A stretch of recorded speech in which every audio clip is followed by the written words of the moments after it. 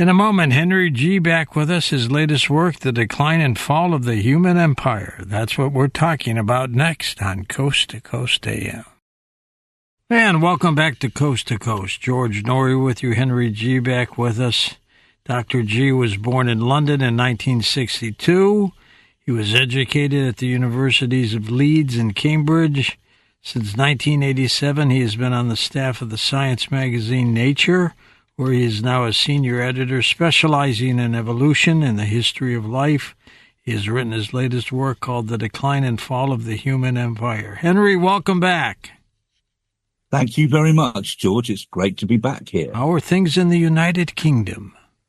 Well, here it's dark, and it's also tomorrow, because it's 5 a.m. tomorrow, so it's a kind of a timey-wimey thing going along, George. I hope you're having a great evening there in California. We are, and we're keeping you up late, but it's worth it tonight, isn't it?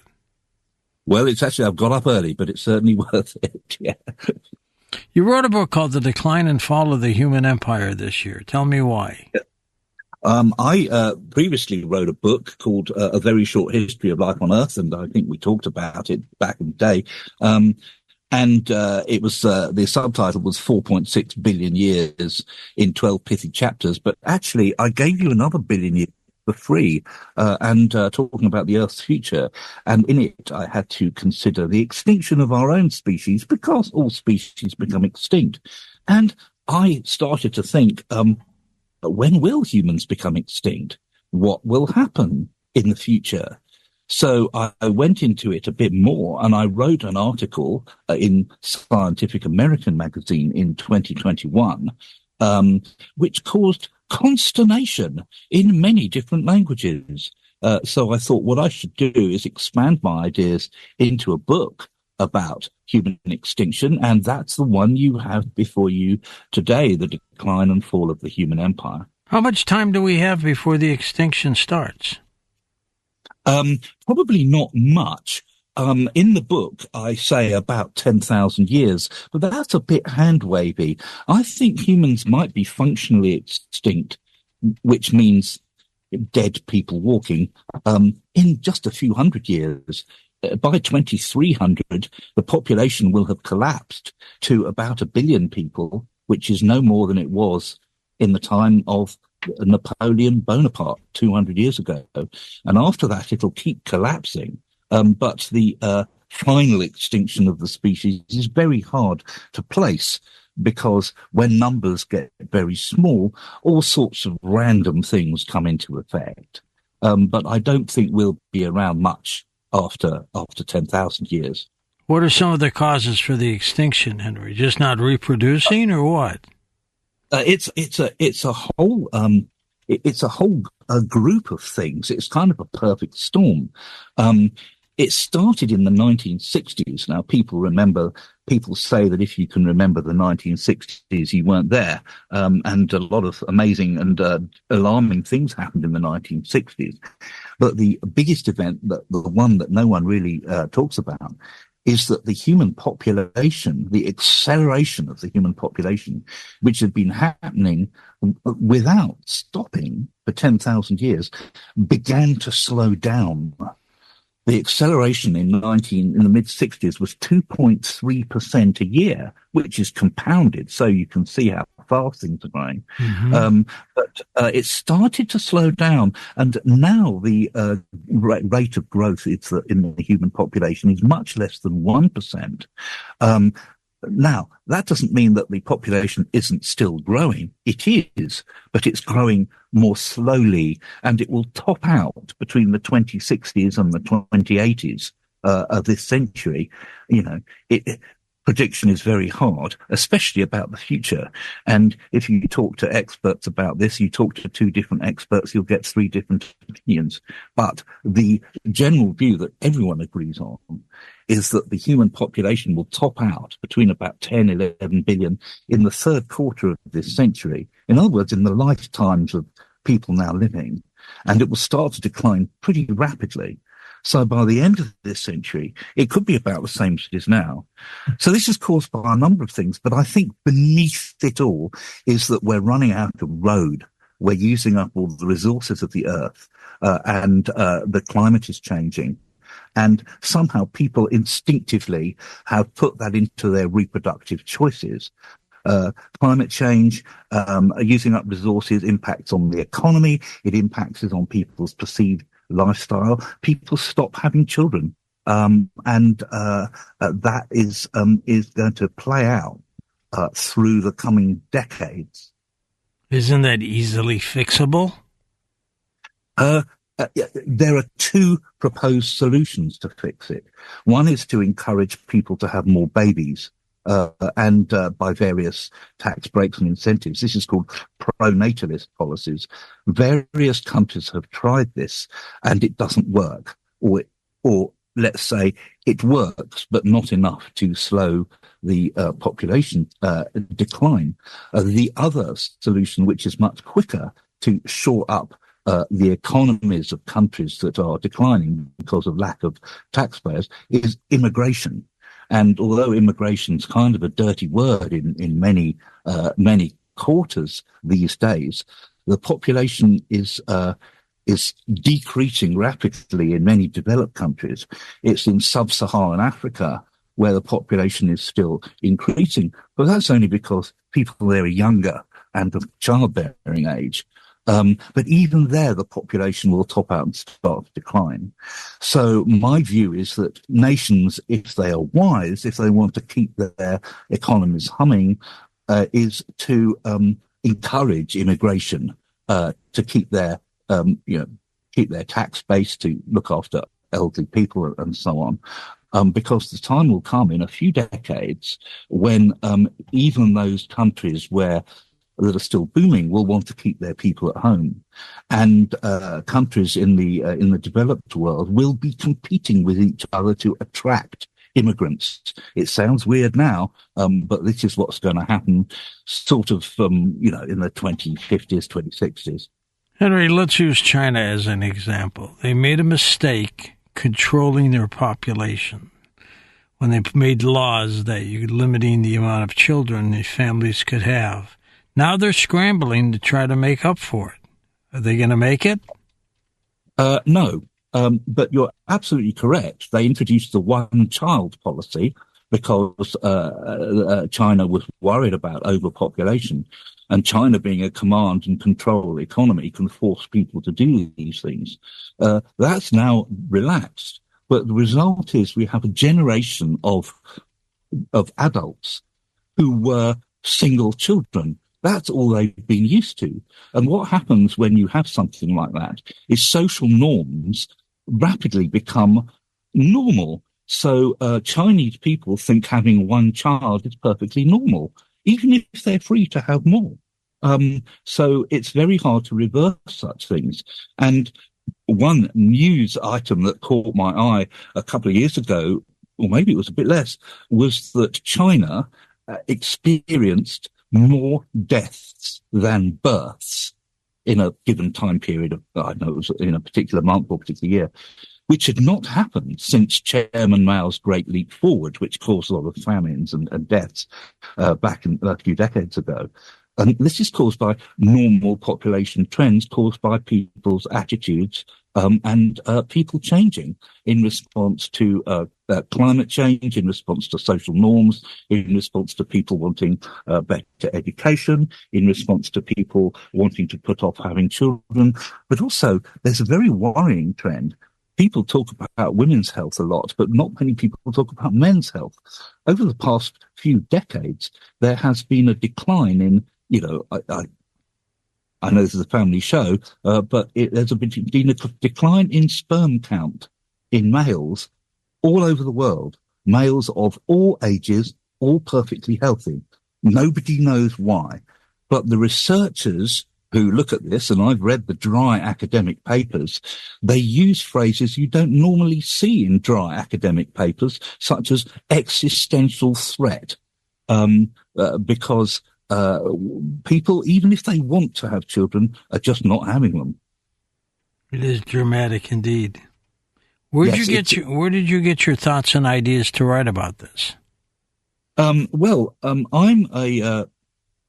a paleontologist by training, So I tend to think of in terms of millions of years. I tend to think of the long view. And I found a kind of disjunction when I applied my long view to current economic and social trends. People tend to think in a very short-term way, such as towards immigration and towards the existential threats facing our species and the existential threats facing sovereign nations because they will run out of people. Also, people talk about economic growth. And as you'll be aware, over the past 20 years, there hasn't been any. There have been a few ups and downs. But when you hear the news, people talk about 0.1% economic growth, and that's a kind of thing to celebrate. But growth has been static for a long time. And it's partly because we've run out of road. The human beings have exploited everything there is to exploit on the planet. And we cannot anymore, thinking in the long view, talk about governance and economies in terms of gross national product, because that's that implies a constant growth. But that's predicated on the idea that we've got something to grow into, that there is unlimited resources to grow into. Well, those days are gone. We have to think of some other way to measure the economic health of nations and also of our entire species. But I think that's because I sit on my own in my villain's lair under an extinct volcano in an undisclosed location somewhere in England. Hold on for a second, Henry. We're at a break. We'll come back and chat more about your incredible work. The name of the book is The Decline and Fall of the Human Empire. And welcome back, George Noory with Henry G. Henry, the population on the planet right now is around 8.2 billion. At what point do we start seeing the decline? We'll start seeing the decline in about a generation from now, at about the 2060s. The population will increase until about then. It depends exactly when. If the UN figures are about 2080s, but other projections say it's 2060, then the population will top out between about 10 and 11 billion people, and then it will start to decline quite rapidly. Are you scared about this? No.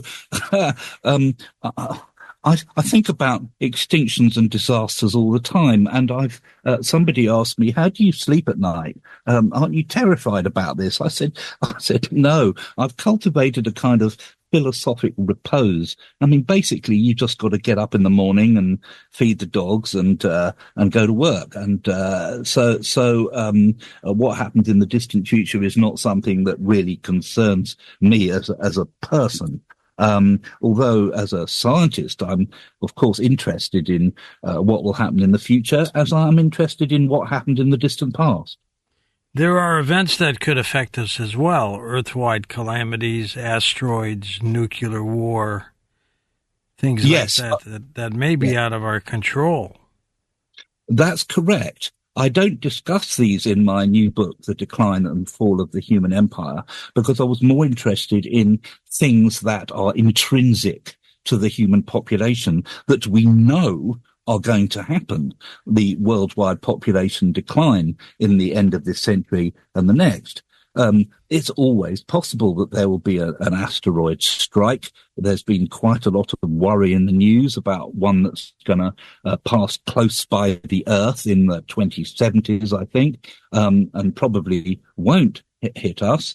But there are other things that could affect us. Nuclear war is one. We used to worry about this, in the Cold War. We don't worry about it so much now, but the threat is still there. And of course, there are other more science fictional things, such as being taken over by artificial intelligence or killer robots or zombie apocalypse, and things like that. But some of these things we can prepare for. But the things I'm most interested in are the factors intrinsic to the human population. Why is the population growth slowing down now at this particular time? And what are the factors involved in that? And what people and governments can do to minimize the effects of this while it's happening. What about the pandemic like COVID, which I'm convinced was made in that lab in Wuhan? Well, I am not convinced. I think that the evidence shows that it was a strange mixture of viruses from wild animals that were marketed in the wet market in Wuhan. One of my actually, I was a graduate student with Eddie Holmes, the virologist who discovered this. But pandemics are a threat. COVID killed maybe 1 in 1,000 people in the world, which is actually quite a lot of people. But there have been enormous pandemics in the past. There was the Black Death that swept through Europe in the 1300s. Back in the 6th century, in the Eastern Roman Empire, during the reign of the Emperor Justinian, there was a huge plague that wiped out vast numbers of people. But the thing that concerns me are diseases that just crop up. Just in the 20th century, there have been diseases that have cropped up that nobody had ever heard about. Ebola, Legionnaire's disease, West Nile virus, chikungunya virus, Zika virus. These are just 5 that I can think about without stopping. And these usually come from wildlife reservoirs. Bats, for example, host a huge number of coronaviruses and don't get sick for reasons that people don't really quite know. So don't go out eating any bats. There are huge pandemics that have happened in the past that have died out. I mean, back in the Tudor times in England, back in the 1500s, there was a plague called the English sweating sickness that would kill otherwise healthy people within a day. Nobody knows what it was. It's died out now. But these things can just happen and wipe out huge amounts of people and then just disappear. So pandemics are a threat. They could wipe out a lot of people, but as yet, a pandemic hasn't wiped out all of us. Henry, are you more concerned about an event wiping out people as opposed to a reproductive slowdown? It's the reproductive slowdown that concerns me most, because that's a clear and present threat. It's been shown in many ways. It is happening now. There's loads of evidence. One can plan for asteroid impacts or pandemics or nuclear war to a certain extent.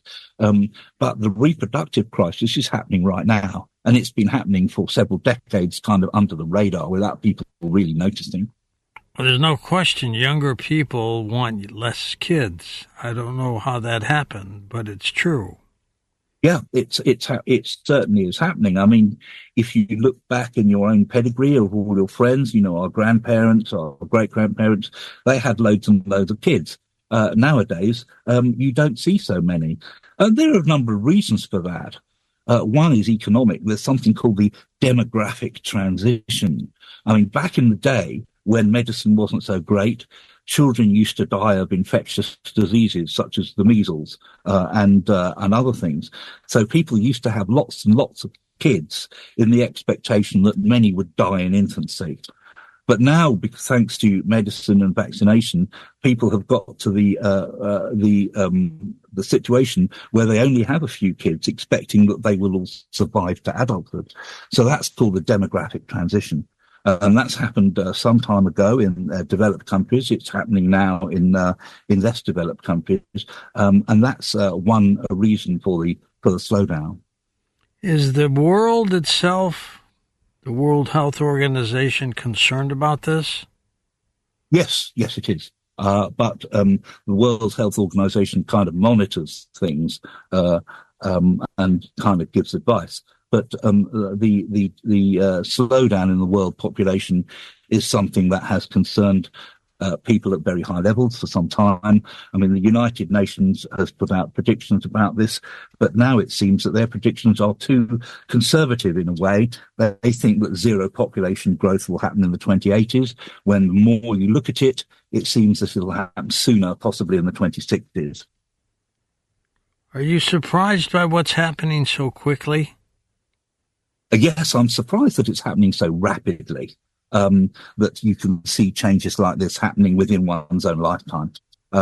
Normally, when you're a paleontologist, you think of things happening so slowly and on such a grand scale that you won't be able to appreciate it in the scale of the human lifetime. One thing that does surprise me and concerns me is the rapidity of climate change. We are seeing more extreme weather events more close together than it used to be. And we can experience this. I mean, in England, when I was, England is damp and rainy and wet. One event that sticks along in the memory of people of a certain age is the summer of 1976, which was fabulously hot and warm and just great. And we remember it because it was so extraordinary. But now summers like that are happening every 2-3 years. And it's becoming the new normal. And this is because of climate change exacerbated by human activity. And it's something that personally, I don't think it's going to stop. I think we just have to adapt to it. You really believe human activity is causing this? Oh, yes. It's there's always been a doubt, because there are two things one has to make a distinction between. One is weather, which is the day-to-day variation in what's happening. One day it rains, the next day it snows, the next day it's sunny. And the climate, which is the general overall tenor of the climate. Southern California is mostly like nice and warm, and Britain is mostly cool and wet. That sort of thing. But so there is a degree of variation in the climate. Of course there is. But what seems to be happening, and as records stack up, it seems to be that the likelihood of extreme weather events being caused by human activity is going up. There's a certain amount of natural variation, but human activity has come in and kind of stacked the deck, as it were, so that the climate is changing in many parts of the world. And you mostly see this by extreme weather events.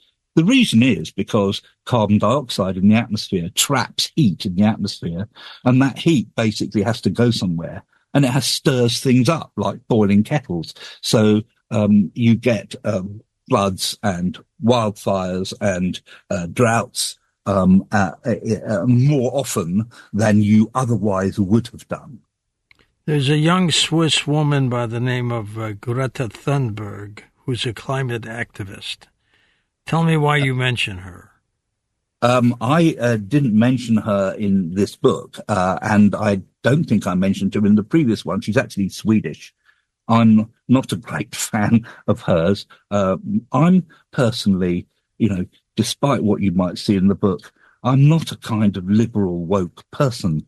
I have no political agenda here. I'm talking about the facts, right. That can be verified and verifiable. I'm not one for running around and screaming and shouting. I have better things to do. But the climate is changing. It's changing very rapidly. My feeling is that although we can do our best to mitigate it, both in terms of government and corporately and as individual people, I think that the climate is going to be in a much more energetic state in the near future. And what we're going to have to do is try and work out what to do. But the thing is, the statistics are frightening. I mean, by the end of the century, New York will be largely underwater. Many people in the world live in cities on the coast. These cities will be threatened with flooding. We've seen wildfires. We've seen freak snowfalls. But the one thing, George, is I have to say is climate change begins at home. I live in a coastal area where erosion is eating away much more rapidly at the coast than it ever has been. Homes are falling into the sea.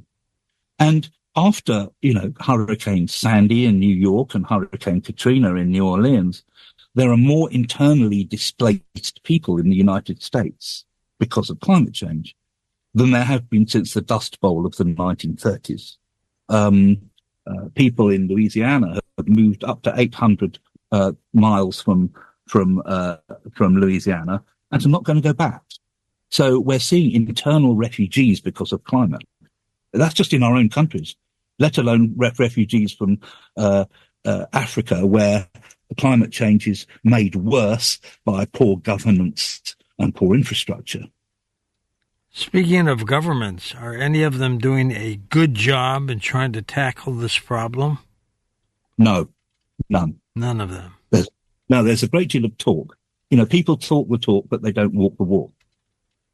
I mean, in Britain, for example, I'm not going to talk about the United States because I'm not qualified to do so. But in Britain, we have a government that's just come in that pledged to do a great deal to make the economy more sustainable and is rolling back against those pledges. So I don't think that governments are doing much about this. I think that's just human nature. I think people would rather not know about it. Henry, are we prepared as a world to have more people in it right now? In a way, we are. Now, one of the things I talk about in The Decline and Fall of the Human Empire was a book written by a Stanford biologist called Paul Ehrlich in the 1960s called The Population Bomb. And he wrote that when the population was 3.5 billion, something like that. And he was talking about about overpopulation and how we all going to starve to death in the 1970s. When what's happened is that scientists developed new crop strains. This was Norman Borlaug and people like this to feed the world. And now we have more than double the number of people on the world. And people are evidently not starving to death in billions. Overall, since then, people are living longer, are better educated and better fed than they were in the 1960s. Now, this is a very broad brush topic. The problem now is not that there's not enough food to eat. There is. The problem is that it's not always going to the right people at the right times. A third of all food that is produced in the world never gets to the plate because it's spoiled on the way or because of distributional problems. The same is that the world is much wealthier than it used to be back in the 60s, but the wealth is much more unequal. It's concentrated in some people and many people are poorer overall. So what we have now in terms of food and wealth and general economic security is a certain amount of inequality. The food is there. It's just not always getting to the right people. So what we have really is a logistical problem. And there's science going on all the time to improve food security. And I talk about